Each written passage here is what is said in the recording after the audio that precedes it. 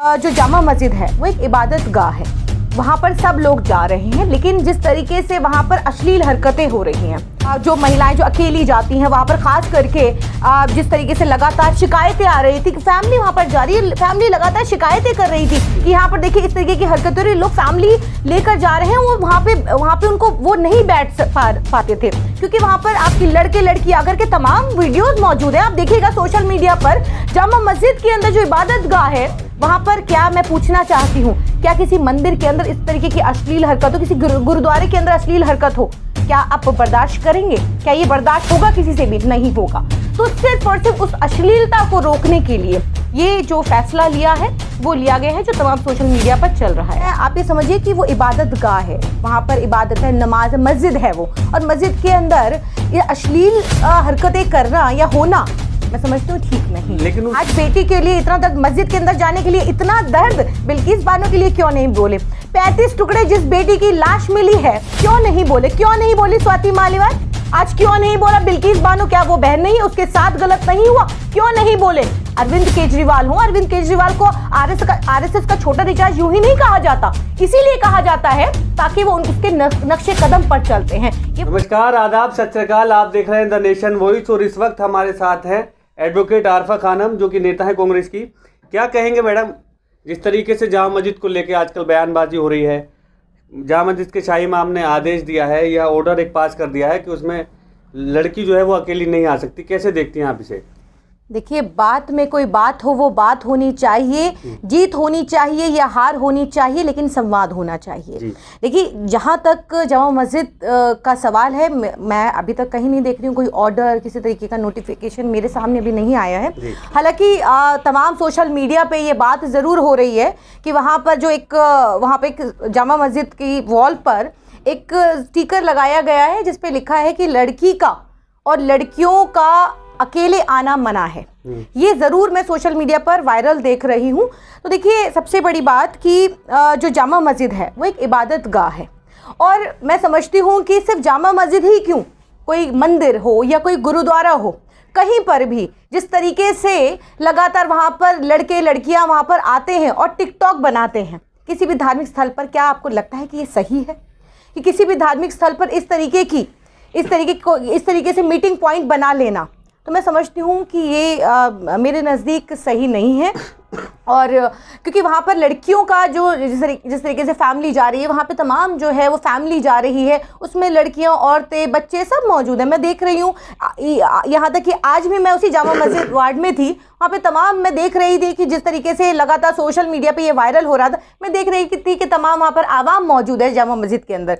लेकिन देखिए, जिस तरीके से जामा मस्जिद में अब आप देखेंगे वहाँ पे वॉल है, वहाँ पे वॉल पर जिस तरीके के शब्द लिखे हुए हैं, आप कभी जाएंगे तो आप देखेंगे। तो आप ये समझिए कि वो इबादत गाह है, वहाँ पर इबादत है, नमाज, मस्जिद है वो, और मस्जिद के अंदर ये अश्लील हरकतें करना या होना मैं समझती हूँ ठीक नहीं। लेकिन उससे मैडम घूमने की जगह भी बना दिया गया है, जिस वजह से टूरिस्ट भी आते हैं। तो वहीं महिला आयोग की स्वाति महिवाल है, वो कह रही है तालिबानी फरमान है शाही इमाम का, वो महिलाओं को रोक रहे हैं, उससे वंचित कर रहे हैं क्योंकि वो राष्ट्रीय धरोहर है। इसे कैसे देखती हैं? देखिए, राष्ट्रीय धरोहर है, लेकिन क्या है वो मस्जिद है, वो मस्जिद है, वो कोई ऐसी जगह नहीं है जहां पर इस तरीके की अश्लील हरकतें हों। तमाम दिल्ली की ऐसी तमाम मस्जिदें हैं जहां पर ताला लगा है। ये अरविंद केजरीवाल हैं जिन्होंने उन मस्जिदों में नमाजी जो नमाज पढ़ते थे वहां से उस मस्जिदों में ताला लगा दिया गया। लाल मस्जिद की जिस तरीके से लड़ाई पूरे मुसलमानों ने लड़ी, वहाँ पर क्यों ताला लगाया गया? तो देखिए, ये जो अरविंद केजरीवाल हैं या उनके तमाम जो नेता और विधायक, जो महिला मंत्री भी हैं, देखिए, जब आज बेटी के लिए इतना दर्द, मस्जिद के अंदर जाने के लिए इतना दर्द बिल्किस बानो के लिए क्यों नहीं बोले?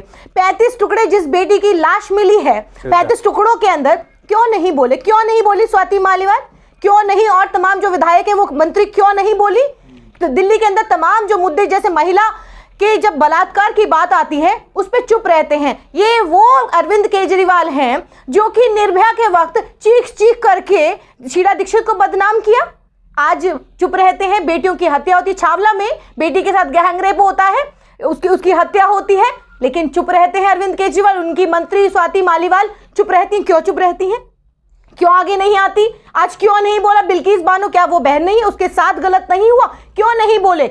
अरविंद केजरीवाल हो, अरविंद केजरीवाल को आरएसएस का छोटा रिचार्ज यूं ही नहीं कहा जाता, इसीलिए कहा जाता है ताकि वो उसके नक्शे कदम पर चलते हैं। ये वो अरविंद केजरीवाल है जो संघी मानसिकता के से आते हैं, संघ की विचारधारा से आते हैं। ये वो अरविंद केजरीवाल। आप क्योंकि सुप्रीम कोर्ट के लॉयर भी हैं, तो कानूनी नज़र से ये कैसा है? धार्मिक रूप से तो आपने कह दिया कि इबादत गाह है, उसके लिहाज से थोड़ा सा ये सब चीज़ें ज़रूरी हो जाती हैं, लेकिन कानूनी नज़र से क्योंकि किसी को रोकना ऐसे भी तो जायज़ नहीं हो सकता ना। देखिए, किसी को नहीं रोका जा रहा है, वहाँ पर सब लोग जा रहे हैं, लेकिन जिस तरीके से वहाँ पर अश्लील हरकतें हो रही हैं उसको लेकर के मैं समझती हूँ कि वहाँ पर जो महिलाएं जो अकेली जाती हैं, वहाँ पर ख़ास करके जिस तरीके से लगातार शिकायतें आ रही थी कि फैमिली वहाँ पर जा रही है, फैमिली लगातार शिकायतें कर रही थी कि यहाँ पर देखिए इस तरीके की हरकतें हो रही, लोग फैमिली लेकर जा रहे हैं, वो वहाँ पे उनको वो नहीं बैठ पाते थे, क्योंकि वहाँ पर आप ये समझिए कि लड़के लड़कियाँ अगर के तमाम वीडियोज़ मौजूद हैं, आप देखिएगा सोशल मीडिया पर,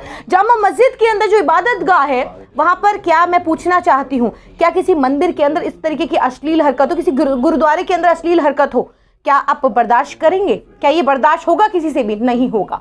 तो सिर्फ और सिर्फ उस अश्लीलता को रोकने के लिए ये जो फैसला लिया है वो लिया गया है, जो तमाम सोशल मीडिया पर चल रहा है आज। मैडम, जिस तरीके से चुनावी माहौल है, दिल्ली में भी चुनाव है, गुजरात में भी चुनाव है, तो उसे लेके ये मामले और ज़्यादा बढ़ जाते हैं। जिस तरीके की बयानबाजी हुई, कैसे देखती हैं आप दिल्ली चुनाव में? केजरीवाल की जान को खतरा बता के आम आदमी पार्टी बड़ा शोर मचा रही है इस टाइम।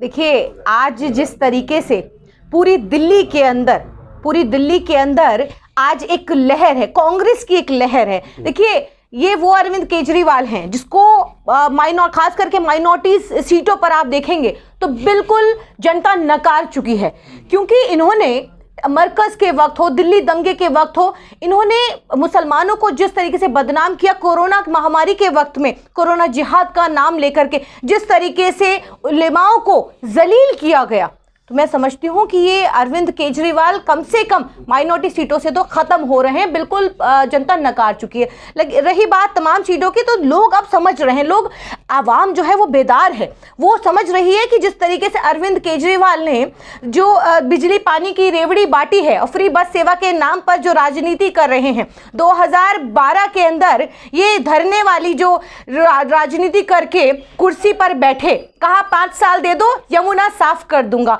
कहा भ्रष्टाचार खत्म कर दूंगा, ये कहा जनता से कि आप हमें जिता कर लाइए, दिल्ली के अंदर से जो जिस तरीके से महिलाओं के साथ जो ये बलात्कार हो रहे हैं उसको खत्म कर दूंगा। क्या किया इन 8 सालों के अंदर? 8 साल हो गए अरविंद केजरीवाल को कुर्सी पर बैठे हुए। पूछना चाहती हूं कि 8 सालों के अंदर क्या महिलाओं का बलात्कार बंद हुए? यहां तक कि अभी तो अरविंद केजरीवाल ने बोलना बंद कर दिया, इनके महिला मंत्रियों ने बोलना बंद कर दिया है, विधायकों ने बोलना बंद कर दिया है महिला सुरक्षा के ऊपर। महंगाई देख लीजिए, बेरोजगारी देख लीजिए, आज जिस तरीके से महंगाई बेरोजगारी चरम पर है, दिल्ली की जनता त्रस्त हो चुकी है पूरी तरीके से, हवा प्रदूषित है। आप देखिए जिस तरीके से यमुना के अंदर कुछ दिनों पहले छठ पूजा थी, छठ पूजा में वो वहाँ तमाम जो है वो जो जितने भी छठ श्रद्धालु थे उनको वहाँ पे पूजा नहीं करने दिया गया, पूरी बैरिकेडिंग करके उसको बंद कर दिया गया।